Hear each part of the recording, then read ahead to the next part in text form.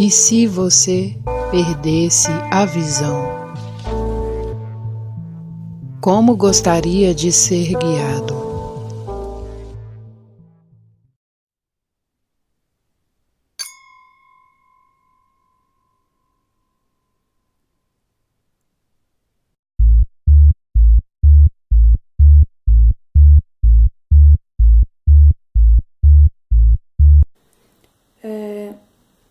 Eu tenho baixa visão, que é um problema, obviamente, visual.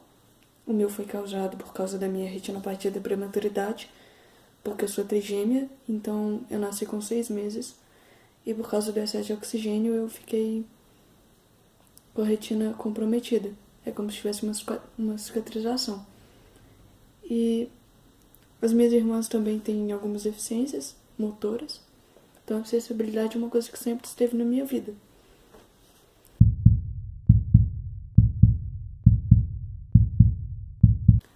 Uma das grandes barreiras, por exemplo, é andar na rua. Por exemplo, as calçadas são extremamente esburacadas, os sinais de trânsito, pouquíssimos sinais de trânsito que só agora estão tendo o sinal sonoro também. Então, às vezes, você realmente fica sem saber se você já pode ou não atravessar a rua. Mas não só no meu caso de ter baixa visão, tem pessoas que são completamente cegas, o que é um problema, porque nem todo mundo está preparado para atender esse tipo de pessoa nos locais.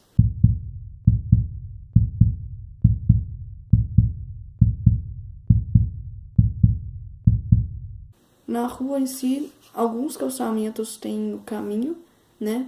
Que aquele caminho é, na verdade, para você usar com a bengala. Nem todo cego gosta de usar o caminho. Alguns simplesmente decoraram praticamente a rota inteira que eles fazem. E para o ônibus tem alguns aplicativos. Que para o deficiente com baixa visão, inclusive, não é tão bom porque eles têm uma letra muito pequena. É difícil de mexer. Ônibus é outro problema porque não dá pra ler aquelas placas de quando o ônibus está chegando, então você não sabe se o ônibus está vindo é o seu. Às vezes o único recurso, se não tem ninguém para você pedir ajuda, é parar todos os ônibus. E os motoristas vão numa velocidade tamanha que não dá tempo de você enxergar que é aquele ônibus. Então isso é uma coisa que devia ser mais trabalhada para poder melhorar. Placa de trânsito é outra coisa que às vezes simplesmente não dá para enxergar.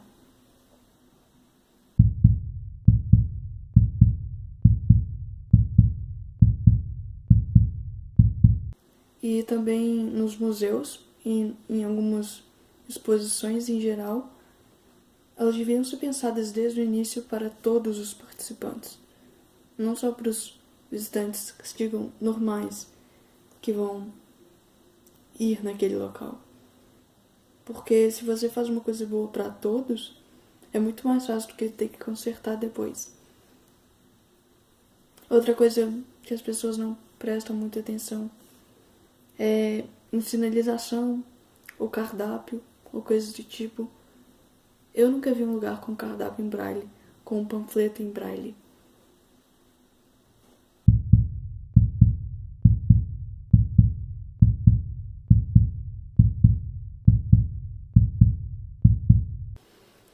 Primeiro que a pessoa acha que todo cego é surdo, porque começa a gritar com a pessoa, ela só não enxerga, ela tá te escutando.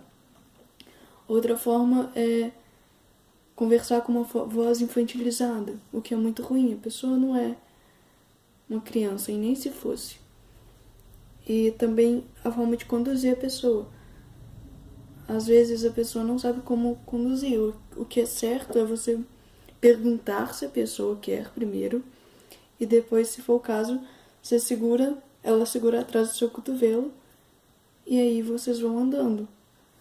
Você só coloca a mão de um cego onde ele quer que você coloque. Por exemplo, numa exposição, como eu trabalho no museu, isso acontece bastante. Você tem que perguntar o que ele quer, qual que é a melhor forma de atender.